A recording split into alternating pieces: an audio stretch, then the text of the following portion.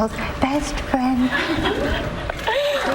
She was the woman who asked the questions no one else dared. Barbara Walters shattered glass ceilings, redefined television journalism, and built an empire of influence. Barbara worked really hard. She was really smart. She was well educated. But behind the camera, her life held secrets few knew, from her luxurious estate properties to the shocking details of her final days. This is the untold story of a broadcasting legend, her rise, her fortune, and the heartbreaking truth of her passing. Join us as we uncover the legacy and hidden chapters of Barbara Walters' extraordinary life. And somehow people made fun of her, and I think it was because she was a woman. Barbara Walters was a trailblazing journalist, author, and television icon whose impact on broadcasting remains unparalleled. Over her 6-decade career, she became one of the most respected and influential figures in television history. She broke barriers as the first woman to co-anchor a network evening news program, and gained worldwide fame for her incisive interviews with presidents, dictators, Hollywood legends, and controversial figures. By the time of her death on December 30th, 2022, at age 93, Walters had amassed a net worth of $170 million, a reflection of her groundbreaking achievements, tireless work ethic, and savvy business acumen. Born Barbara Jill Walters on September 25, 1929 in Boston, Massachusetts, she was raised in a world that blended glamour and adversity.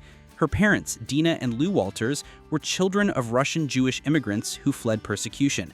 Her father, originally named Louis Abraham Warmwater and born in London, reinvented himself in America as a nightclub impresario. He managed Boston's Latin Quarter before opening its iconic New York location in 1942, later becoming a Broadway producer with credits like the Ziegfeld Follies of 1943. By the 1950s, he was entertainment director at Las Vegas's Tropicana Resort, bringing lavish productions like the Folies Bergère to U.S. audiences. This exposed young Barbara to a dazzling world of show business, where she mingled with performers and celebrities. Yet her childhood was far from stable. The family's fortunes rose and fell with her father's ventures. They lived in luxury one moment, owning a penthouse on Central Park West, and faced ruin the next, losing their home, car, and furniture when his businesses collapsed. Walters recalled being whisked to rehearsals where dancers doted on her, only to witness her father's breakdown during lean times. Her mother once lamented marrying a showman instead of a doctor.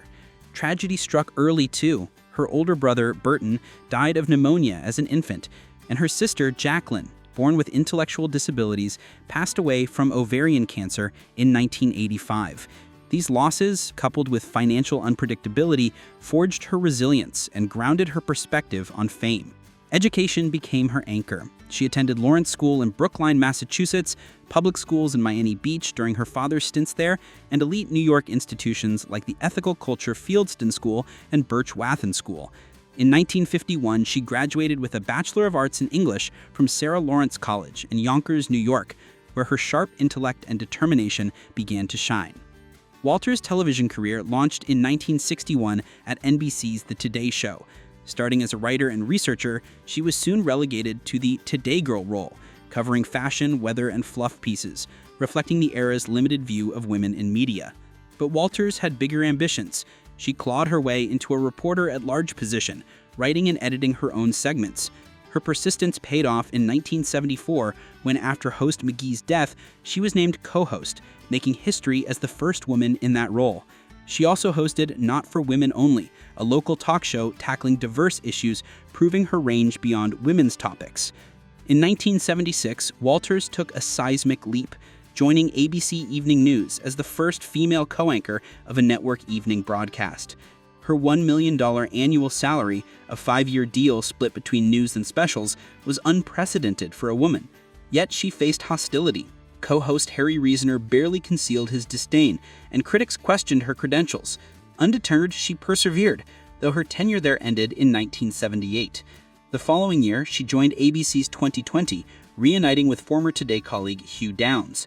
From 1984 to 2004, as co-anchor, she transformed the news magazine into a ratings juggernaut, cementing her reputation as a master interviewer. In 1997, Walters created The View, a revolutionary daytime talk show featuring a multi-generational panel of women debating politics, culture, and current events. Co-hosts like Meredith Vieira, Star Jones, Debbie Matenopoulos, and Joy Beyer launched the show, which evolved with names like Lisa Ling, Rosie O'Donnell, Whoopi Goldberg, and Jenny McCarthy. A cultural phenomenon, it won Daytime Emmys for Best Talk Show in 2003 and Best Talk Show Host in 2009. Walters co-hosted until May 15, 2014, retiring at 84, but returning for occasional appearances through 2015. Her interviews were her hallmark. She sat with world leaders, Egyptian Anwar Sadat, Russia's Boris Yeltsin and Vladimir Putin, Britain's Margaret Thatcher, Cuba's Fidel Castro, and every U.S. president from Nixon to Obama.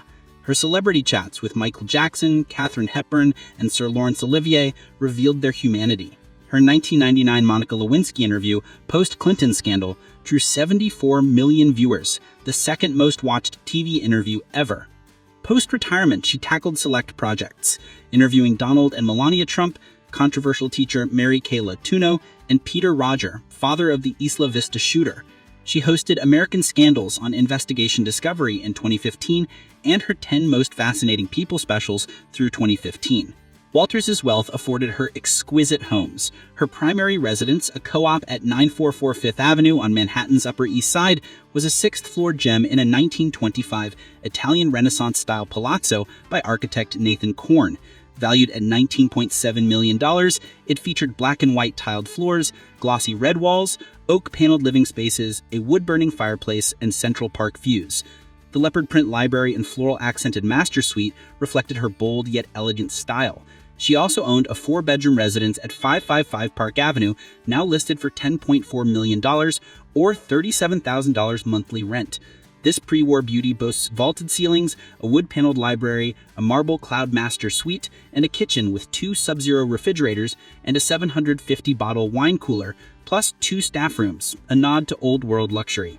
Her car collection matched her stature. A Mercedes-Benz S-Class with its plush leather and cutting-edge tech suited her on-the-go lifestyle, while a Lincoln Aviator SUV offered spacious luxury with a twin-turbo engine and premium sound system, perfect for a woman balancing sophistication and practicality. Walters' personal life was complex. She married 4 times to 3 men. Robert Katz, a business executive, in 1955, annulled by 1957. Lee Goober, a theatrical producer from 1963 to 1976, with whom she adopted daughter Jacqueline Dina Goober in 1968 after 3 miscarriages. And Merva Delson, Lorimer Television CEO, twice, 1981 to 1984 and 1986 to 1992. She dated powerful men. Roy Cohn in college, she later testified for him, Alan Greenspan in the 1970s, Senator John Warner, and most shockingly, a secret 1970s affair with married Senator Edward Brooke, revealed in her 2008 memoir Audition. In 2007, she was linked to gerontologist Robert Neal Butter. She once called not having more children her greatest regret.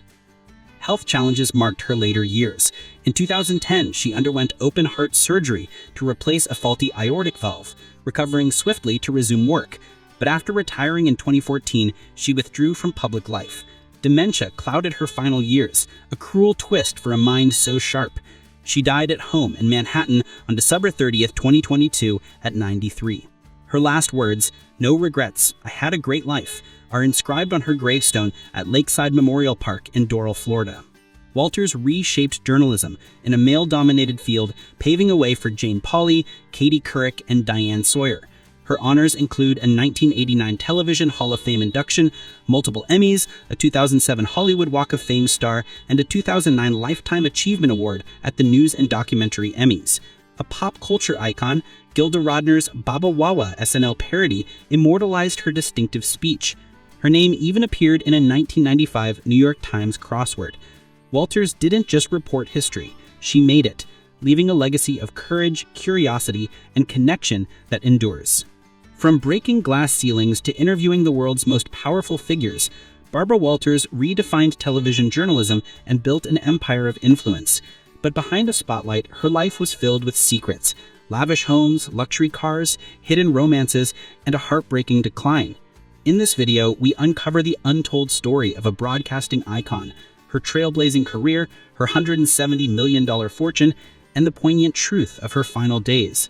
Discover the legacy of the woman who asked the questions no one else dared. Don't miss this deep dive into Barbara Walters' extraordinary life. Hit that subscribe button and ring the bell for more incredible stories.